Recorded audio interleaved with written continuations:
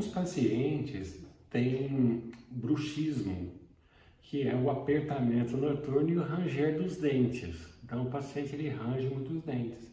E ele costuma ter dores na região de articulação, por esse bruxismo ou mesmo por um apertamento.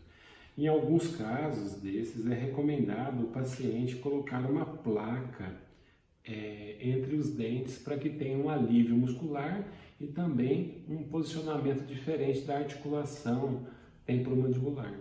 E com a odontologia digital é possível fazer uma placa desenhada digitalmente. Então a gente consegue, através dos escaneamentos digitais, fazer essa placa desenhada e depois impressa em 3D. Então a gente consegue determinar contatos para fazer ajustes dessa placa através de um software e de um escaneamento digital para que o paciente possa fazer uma placa sob medida, feita digitalmente, com maior possibilidade de acerto dessa placa para que o paciente tenha uma melhora nesse conforto, uma melhora na sua qualidade de vida.